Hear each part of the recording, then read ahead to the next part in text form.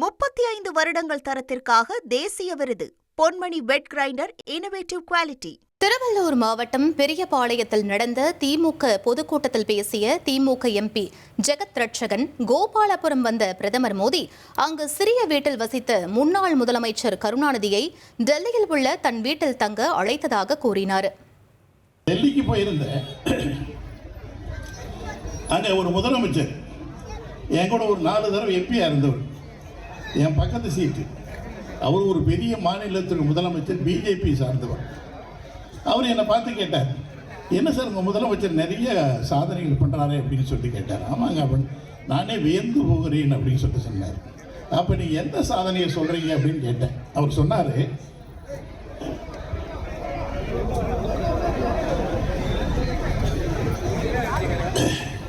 உங்கள் முதலமைச்சர் நல்ல நேரேட்டர், ஆரேட்டர், கிரியேட்டர், விஷன் இவனும் உள்ள ஒரு முதலமைச்சர் அப்படின்னு கேட்டார். சொன்னார், எதை சொல்றீங்கன்னு சொன்னேன். உங்கள் முதலமைச்சருடைய சாதனைகள்லாம் நீங்கள் சொல்லுங்கன்னாரு. என்ன வேற எதுதான்ப்பான்னு கேட்டேன். இவ்வளவு சொல்றீங்களே, ஒன்றை மறந்துட்டீங்களேன்னு கேட்டேன். சொன்னார் அவர், என்னங்கன்னு கேட்டேன். நான் ஆர்எஸ்எஸ்லேருந்து வந்தவன், அடிமட்டத்திலே இருந்து வந்தவன், எனக்கு எல்லாம் தெரியும். ஏழை மக்களுடைய உணர்வுகள், உணர்ச்சிகள் அத்தனையும் நான் தெரிந்தவன். அதை மட்டும் நீங்க சொல்லியே எனக்கே விளங்கல. எதை சொல்றது தெரியல. என்னடா தலைவருடைய சாதனைகள் இவ்வளவு பட்டியலிட்டு சொன்னோம், இதுக்கு எல்லாம் நல்லாகுது சொல்றான். நான் நினைச்சது இல்லைன்னு சொல்றாரு. என்னதான் சொல்றீங்க சார்னு கேட்டேன். ஒரு நிமிடம் மௌனமாக இருந்தார்.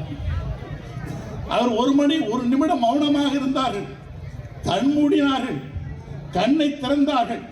கண்ணை திறந்து சொன்னார்கள், இந்தியாவிலே நான் பார்க்கவில்லை, உலகத்திலே நான் எங்கு பார்க்கவில்லை. உலக அரசியலை போற உலக அரசியல் அத்தனையும் நான் தெரிந்தவன், புரிந்தவன், படித்தவன். எங்கேயும் தமிழ்நாட்டில் தான் தாயும் இல்லை, தந்தையும் இல்லை, அனாதையாக இருக்கிற குழந்தைகளுக்கு 2000 ரூபாய் தருகிறான் என்று சொன்னார். எங்கேயும் பார்க்கவில்லை.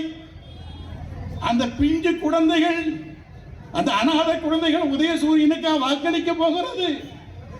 அந்த குழந்தைகள் 2026 தங்க தலைவர் தளபதியை முதலமைச்சராக ஆக்குவதற்கு வாக்களிக்க போகிறார்கள். இல்லையே, அந்த குழந்தைகளுக்கு 2000 ரூபாய் தருகிறார்களே, இது மனிதனால் சிந்திக்க முடியாதது, கடவுளால் மட்டும்தான் சிந்திக்க முடியாது என்று சொல்லி சொன்னபோது மெய்சிலிர்த்து போனேன். எத்தனையோ தலைவர்களை எல்லாம் பார்த்திருக்கிறோம், பேசியிருக்கிறோம். ஒரு நாளைக்கு ஒரு சிந்தனை. அப்போ பிரதமர் மோடி வரார். மோடி கோபாலபுரம் வீட்டுக்கு வரார். நாங்கள் எல்லாம் உட்காந்துருந்தோம். நாங்களும் வெளியே வந்தால் உடனே தலைவர் சொன்னார், இல்லை உட்காரியா அப்படின்னாரு. தளபதி உட்காந்தா நானும் உட்காந்துருந்தோம். மோடி வந்த உடனே பார்த்துட்டு கை பிடிச்சிட்டு உடம்பெல்லாம் பார்த்துங்க, நல்லா பார்த்துங்க. அப்புறம் மோடி இப்படி சுற்றி பார்த்தார். கோபாலம் ஒரு வீடு இதான் எல்லாம் வீடு தெரியுமே, சின்ன வீடு, சின்ன தெரு, ஒரு சின்ன அறை. இந்த அறையில் உட்காந்துருக்கார். உட்காந்துருந்தார். பார்த்த உடனே மோடி இப்படி பார்த்துட்டு தலைவர் கலைஞரிடத்தில் கேட்டார்கள், என்ன கலைஞர் அவர்களே, நீங்கள் 5 முறை முதலமைச்சராக இருந்தீர்கள், கிட்டத்தட்ட 10 பேரை பிரதமராக ஆக்கியவர்கள் நீங்கள் 10 ஜனாதிபதியை உருவாக்கி இருக்கிறீர்கள். இன்று 2 கோடி தொண்டர்களை கொண்ட ஒரு இயக்கத்திற்கு தலைவராக இருக்கிறீர்கள். உலகத்தில் யாருமே கிடையாது. இவ்வளவு செல்வாக்கு படுத்த நீங்கள் இந்த சின்ன வீட்டில் இருக்கீங்களே, நீங்கள் வாங்க, டெல்லியில் எனக்கு பெரிய வீடு இருக்குது, என் வீட்டுக்கு வாங்க அப்படின்னு சொல்லிட்டு மோடி கூப்பிட்டார். தலைவர் அவர்கள் சிரித்து கொண்டே சொன்னார்கள், உங்கள் வீடு பத்தாதுன்னார். நான் கூட பயந்துட்டேன், என்னடா தலைவர் பெரிய வீடா கேட்க போகிறாருன்னு சொல்லிட்டாரு.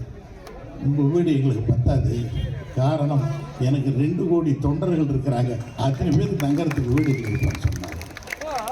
35 வருடங்கள் தரத்திற்காக தேசிய விருது Ponmani wet grinder innovative quality.